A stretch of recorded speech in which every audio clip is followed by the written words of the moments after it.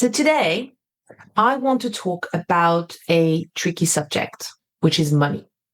And what I find fascinating about money is that, it's a little bit like thoughts. It's not really tangible anymore. Like most of us don't even use cash, right? And yet it takes up a huge amount of space in our minds. And in fact, there's actually research that shows that around 65% of adults say money is their biggest source of stress. Not work, not relationship, money. And it's interesting because money itself isn't stressful, right? It's what we make it mean. So just notice that for a second. How often do you think about money in a day? Not even like big decisions, just small moments. Checking your bank account, thinking, I shouldn't spend that, wondering if you've been good this month. It's constant, quiet, but constant. I used to think that I had money issues. And then I realized I had relationship with money issues. That's a very different problem. So let me explain. 15 years ago, I moved to London with one suitcase and one-way ticket. I was 25. I managed to land an entry-level job in marketing, which was paying about £1,800 a month. And I found this incredible knackered flat on Brick Lane, which was amazing. 4 bedrooms, beautiful roof terrace, just an amazing place to party with my friends. And my rent was £700. And it should have been fine, right? Tight, but fine. And yet every single month, I was in my overdraft by at least £300. Money just seemed to disappear on me. My mom actually used to call me un panier percé. In French, that means a basket with a hole in it. We basically can't hold on to money. And it really felt that way. It felt like whatever I was doing, money seemed just to escape from me. Maybe you felt that way as well, right? No matter what you do, it just doesn't seem to stay. Or you try to be better for a few weeks and then something happens and you're back where you started. So I did what we all do in a situation. I made it make sense. It's because I don't earn enough. It'll be better when I get a promotion. It's because of my student loan. It'll be better when it's paid off. It's because I went out too much this month. I'll be better next month. It will be better when was my 2009 until 2011 top hit. Now, fast forward 5 years. Now I'm a marketing manager. I earn £4,000 a month. My student loan is gone, finally. Less partying, but more dinners, more brunches, more money, yeah, but same problem. Actually, worse. Now I'm like £800 into my overdraft every month. Same pattern, different numbers. And this is where it clicked for me. Money is an amplifier. If your relationship with money is good, it makes your life better. If it's not, it makes it worse. So the issue was never how much I was earning, because technically I always had enough. And I'm going to bet here that unless you cannot pay your rent or your basic needs, it's the same thing for you. The issue was I couldn't hold on to it. And this is where most people go into fixing mode. I need a better system. I need more discipline. I need to track everything properly. And okay, yeah, of course, those things can help. But if that was the real issue, it would have worked already, right? The reality is that we are trying to fix an internal problem with external solutions, which is why these great resolutions don't work. So what's the inner problem that we're trying to solve? Well, years later, I'm in a coaching session with my mentor, Jamie Smart, and we land on this belief. I am not good with money. And I remember thinking, yeah, that's true. That's just true. But it wasn't. It was learned. Little comments, little labels, panier percé. They stuck. And they don't just sit there, they start making decisions for you quietly. Every time money hit my account, I spent it. Not because I had to, but because, well, that's what someone who is bad with money does. So I kept proving that belief again and again and again. And this is where we started to create these fixing modes. So I kept proving it. The issue was that I was looking for a solution in the wrong place, blaming my job, my student loan, sometimes myself, trying to fix it with budgeting, trying to be better, thinking before I buy, but all the while I was innocently, unconsciously proving my belief right. I am bad with money. And at some points, you can't tell what came first. Did the belief create the behavior or did the behavior create the belief? And it doesn't really matter because now it feels like truth with evidence. And that's identity. And this is where it gets tricky because beliefs are just thoughts. But when you spend years innocently proving them right, they stop feeling like thoughts and they start feeling like facts and then identity. In fact, you don't say, I have difficulties with money. You say, I am bad with money. And those words, these two words, I am, are powerful. Because now it's not something you experience, it's something you are. So I stopped asking, how do I stop being bad with money? How do I fix myself? And I started asking, what would I do if I didn't believe I was bad with money? And that question alone started changing everything. I started catching myself. That moment just right before I'd spend, right before I'd ignore it, and just noticing, oh, that is that pattern again. And I stopped seeing money as this thing I needed to get rid of, and I started to see it as more neutral energy. Nothing emotional or loaded, just something that lets you do more, move more, create more, travel more. And when it's just that, it becomes a tool, not something you have to carry, like a burden, something stressful, just something you use, you play with. And it's not just me, you know. I saw that study, read that study earlier, it says that 72% of adults, of UK adults, feel anxious about money at times. And this doesn't just go away with more money. Actually, there's a really interesting research that shows that once your basic needs are covered, more money doesn't significantly reduce emotional stress, which tells you this isn't about money. In fact, I've worked and I work with clients earning seven figures and clients living paycheck to paycheck. And they have the same fear. What if I run out? What if I can't handle it? What if I mess up? So it's not about money. It's about what money represents. See, for most people, money equals safety, roof, food, stability. And yeah, to a point, that's true.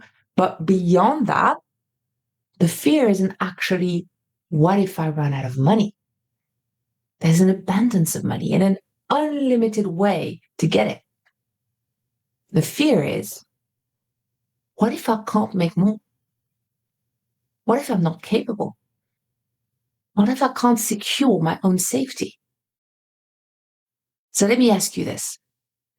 When you think about money, do you feel calm or do you feel a bit of tension? When you spend it, Does it feel neutral or does it come with guilt after? When you think about earning more, does it feel exciting or does it feel like pressure?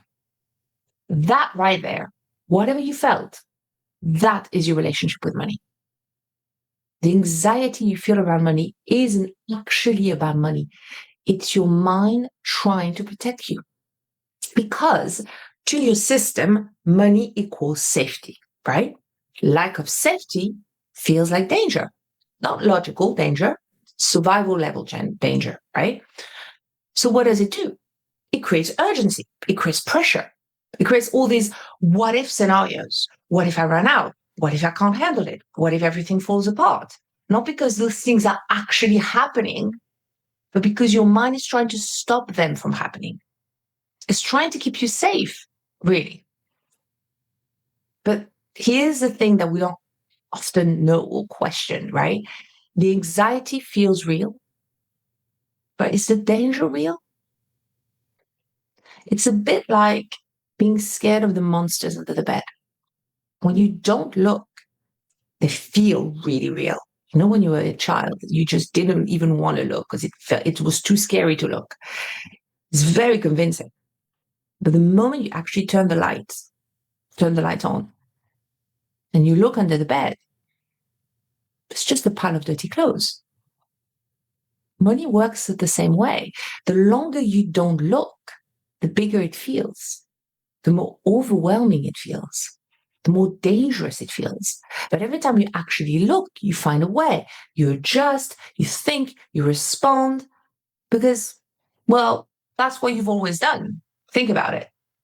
Every time you thought this is going to be a problem, you figured something out. Maybe not perfectly, it wasn't maybe very comfortable, but you handled it. And you would again. The only thing that makes it feel overwhelming is the belief that you won't be able to handle it, not the situation itself. The belief about you in that situation. This is why it feels so real. Because your mind isn't reacting to money, it's reacting to what it thinks money means for your safety. So let me make this really concrete for you so that it really makes sense, hopefully. External safety looks like money in the bank, stable income, predictable outcomes, right? Internal safety looks like I'll figure it out.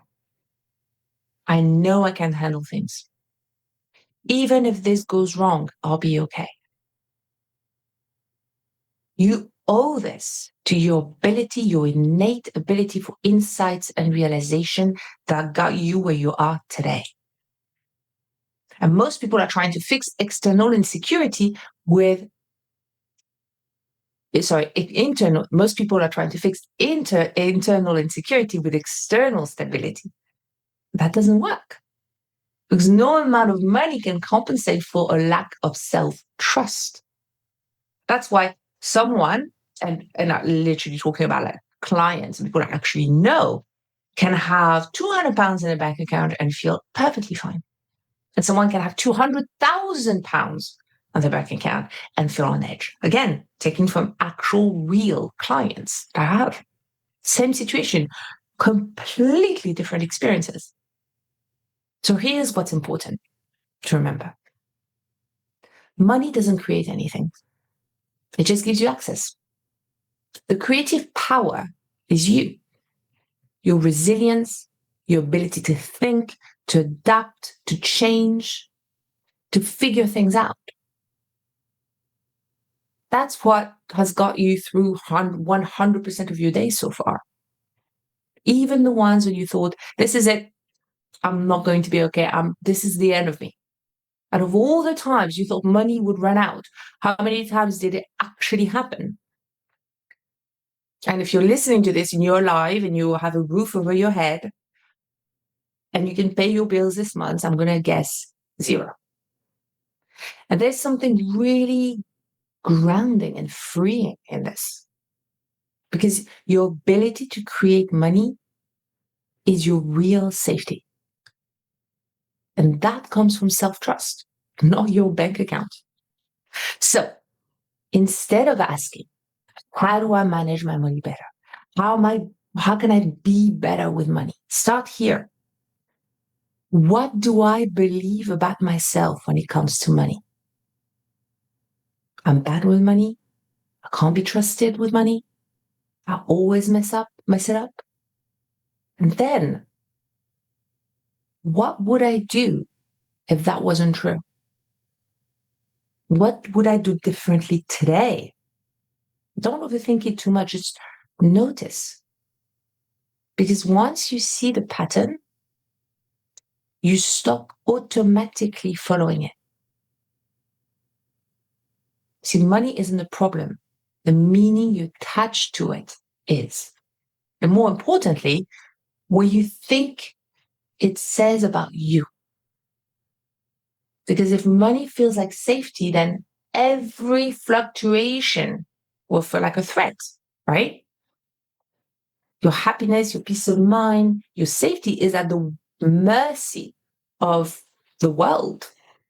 But when you realize that your safety comes from you, your ability for insight, realization, adaptation, response, creation, money stops being something you fear and starts just being something you use. So I've created a very quick little exercise to help you guys getting an instant clarity around your relationship with money. Okay. So just answer very simply these 3 questions. You can journal them. You can put them in the chat if you want some feedback or if you want to share. This is what these live sessions are about. So the first question is, what do you believe about yourself when it comes to money? And where did you first learn that? Right? You can challenge that statement. Is this actually true? Or just something I repeated long enough so that I believe it. Or I was told long enough times for I believe it. Then the second question is, if you didn't believe that about yourself, how would you think, feel, and act with money?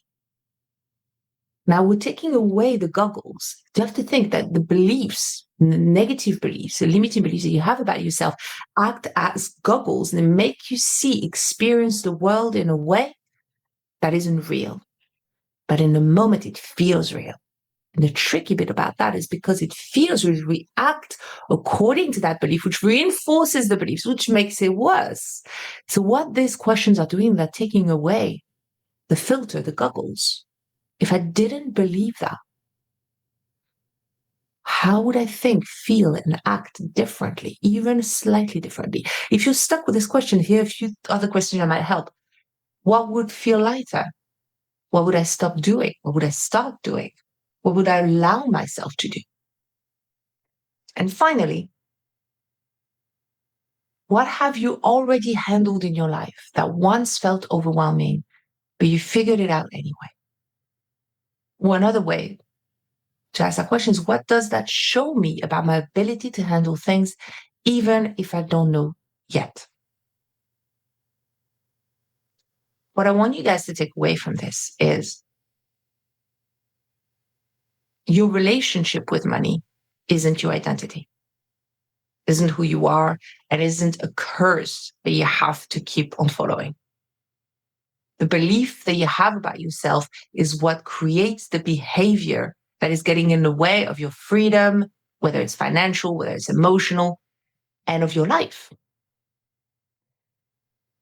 When something doesn't work for you, whether it's money or anything else, ask yourself, what is it that I believe about myself that is creating this behavior? And what would happen if I stopped believing that? Or if I believe differently? I hope this helped. I'm going to leave a few seconds just to see if there's any questions or any comments. Or if anyone wanted to share. I really encourage you to do that exercise now, or as soon as we finish the call. All right. All right, my dears. I hope this was helpful. I'll be back next month. Thank you, guys. I'll be back next month for another Clarity Booster. And have a wonderful month. Play with your money. Be playful. Challenge yourself and challenge your thoughts and challenge your belief always. I send you lots of love and I'll see you soon.